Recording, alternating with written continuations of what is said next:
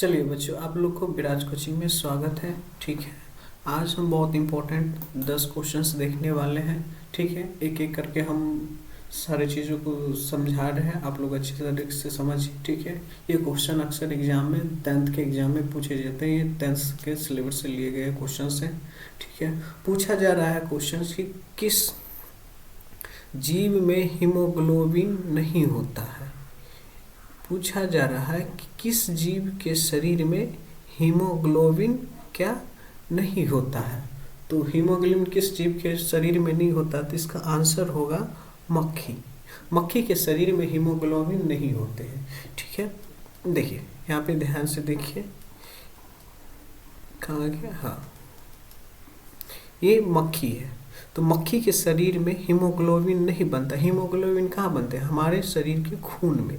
खून में हीमोग्लोबिन पाए जाते हैं। ठीक है, लेकिन मक्खी में हीमोग्लोबिन होवे नहीं करता है। ठीक है, तो किस जीव में हीमोग्लोबिन नहीं होता है, तो मक्खी में। दूसरा क्वेश्चन हम लोग देखते हैं, ध्यान से देखिए। दूसरा क्वेश्चन कह रहा है कि हीमोग्लोबिन की कमी से कौन सा रोग होगा। अगर मान लीजिए हम में से किसी को हीमोग्लोबिन की कमी हो गई शरीर में, तो कौन सा रोग हो सकता है। तो हमारे शरीर में अगर कोई भी रोग होगा तो रोग होगा, इसका आंसर होगा एनीमिया।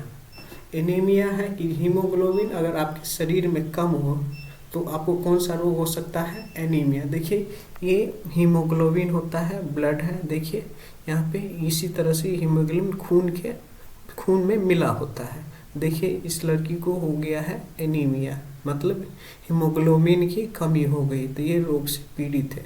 तो हीमोग्लोबिन से होने वाली समस्या आपके सर से ज़्यादा रिलेटेड होते हैं, सर में दर्द होना और भी बहुत तरह के शरीर में तकलीफ होती है, खासकर लड़कियों में। देखिए जब सेल ब्लड अच्छे हीमोग्लोबिन रहते हैं तो ब्लड हमारा इस तरह से रहता है, और जब हीमोग्लोबिन की स्थिति खराब हो जाती है तो ब्लड हमारे इस तरह से हो जाते हैं, जिससे शरीर में क्या होता है, बहुत सारी बीमारियां उत्पन्न होने लगते हैं।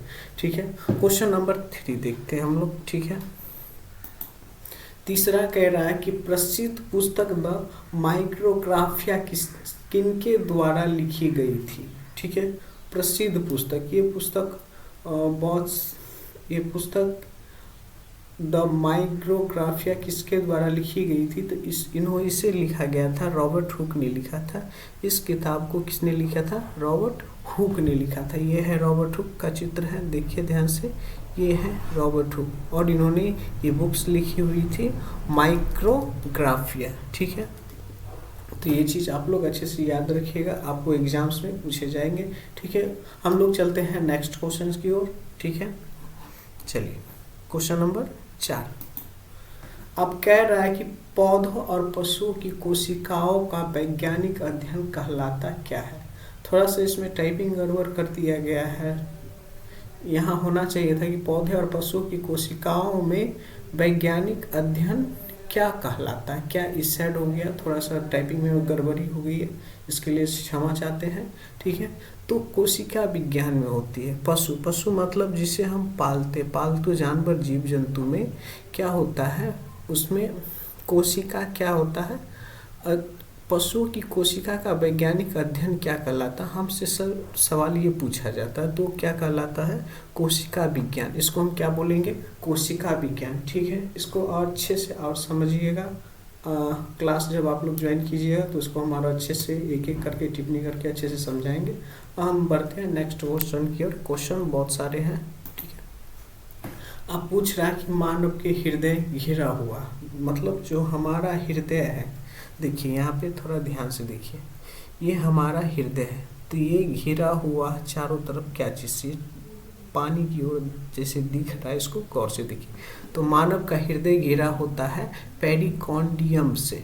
ठीक है, क्या चीज़ से घिरा होता है, मानव हृदय पेरिकॉन्डियम से घिरा हुआ रहता है। ठीक है, तो ये चीज़ आप लोग समझ गए। ठीक है, बढ़ते हैं अगले क्वेश्चन की ओर। ठीक है, अगला क्वेश्चन कह रहा है कि रक्त इनमें से किसकी उपस्थिति के कारण लाल दिखाई देता है। हमारे शरीर में जो खून होता है वो लाल किसकी वजह से दिखाई देता है। यहाँ पे देखिए, ये ब्लड है, हमारे शरीर के से खून है। ठीक है, तो ये दिखाई देता है हीमोग्लोबिन की वजह से। किसकी वजह से, यहाँ पे देखिए ये ब्लड है, ब्लड के अंदर इस तरह से ये पाए जाते हैं, जिसे हम क्या बोलते हैं, हीमोग्लोबिन। खून में क्या मिले होते हैं, हीमोग्लोबिन। कोई अगर आपसे पूछे कि खून में क्या मिला होता है तो हीमोग्लोबिन मिले हुए होते हैं, ठीक है। ये चीज़ आप लोग अच्छे से समझिए। सॉरी, मिलते हैं, नेक्स्ट क्वेश्चन देखते हैं, ठीक है।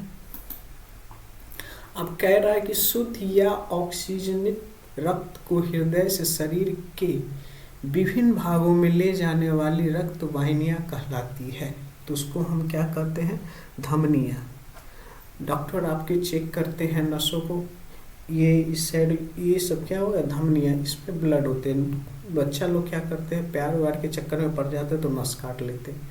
तो ये धमनियाँ जब कट जाते तो सारे ब्लड निकल जाते हैं हमारे शरीर के, जिससे वजह से जान भी जा सकता है। अगर धमनियाँ कट जाएगी तो सारी ब्लड वहीं से सप्लाई होता है, कट जाएगा तो हृदय के, यहाँ हमारे हृदय से ब्लड कहाँ जाता है, धमनियों के पास, ऊपर से नीचे पूरे शरीर के पास, ठीक है। तो ये हृदय से निकल के कहाँ जाते हैं, धमनियों में, ठीक है। तो इस चीज़ को आप लोग अच्छे से समझिए और अच्छे तरीके से हम समझाएंगे जब आप लोग यहाँ पे क्लास करने आइएगा, ठीक है। नेक्स्ट क्वेश्चन देखते हैं। अब कह रहा है कि पादप में जाइलम उत्तरदायी है, मतलब उत्तरदायी किससे है, पादप में जाइलम उत्तरदायी है तो जल का वहन, जल का क्या होगा, उसमें वहन होना चाहिए। अब ये पौधा है, ठीक है। अब इस पौधा में क्या होना चाहिए, पानी होगा, क्या होगा, वहन होगा। इसके अंदर ज़्यादातर मात्रा क्या होती है, पानी की होती है, ठीक है। इसमें पानी जल का वहन होता है। अगर पेड़ पौधे में देखिएगा तो उसमें ज़्यादातर पानी की मात्रा अधिक होती है, ठीक है। जिस तरह से हमारे शरीर में अधिकतर क्या है, पानी की मात्रा है, ठीक है। उसी तरह से नेक्स्ट क्वेश्चन देखते हैं, ठीक है। क्वेश्चन नंबर 9 पूछ रहा, स्वपोषी। स्वपोषी का अर्थ होता है जो स्वयं खाना बनाता, स्वयं अपना कार्य करता, पोषण के लिए आवश्यक है। स्वपोषी पोषण के लिए आवश्यक क्या है, तो पहला क्या है, क्लोरोफिल, इसके लिए बहुत ज़्यादा जरूरी है। दूसरा, सूर्य का प्रकाश होना जरूरी, और कार्बन डाइऑक्साइड जो हम लोग छोड़ते हैं, कार्बन डाइऑक्साइड, और हो गया जल।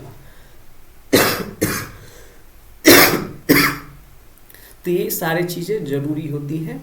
स्वपोषी पोषण के लिए आवश्यक क्या है, क्लोरोफिल, सूर्य का प्रकाश, कार्बन डाइऑक्साइड और जल। ये सारी चीज़ें, यहाँ देखिए ये पत्ता है किसी पौधे का, ठीक है। तो ये क्या कर रहा है, सूर्य का प्रकाश ले रहा और क्या बना रहा है, क्लोरोफिल, ठीक है। उसके बाद ये कार्बन डाइऑक्साइड लेगा, ठीक है, समझ गए।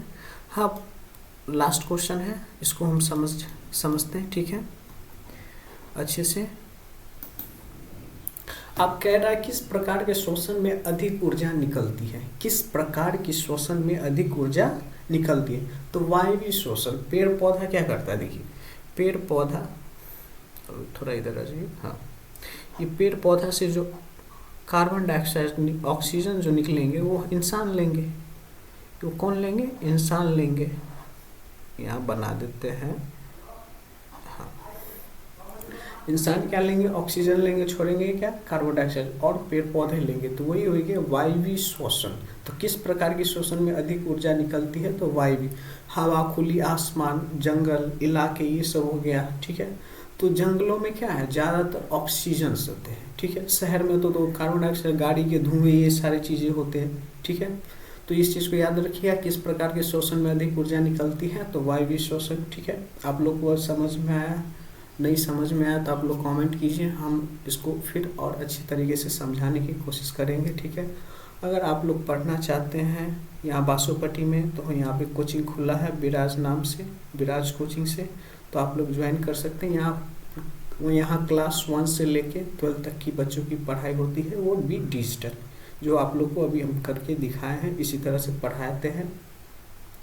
थोड़ा अभी नए हैं तो थोड़ा दिक्कत हो रहा है, इसके लिए क्षमा चाहेंगे, और हम चाहेंगे कि और अच्छे से आप लोगों को हम पढ़ाने की कोशिश और अच्छे तरीके से हम समझा सकें, ठीक है।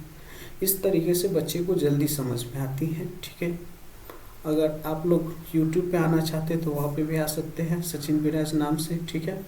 मिलेंगे नेक्स्ट क्लास में फिर 10 क्वेश्चंस लेके, ठीक है। जय हिंद।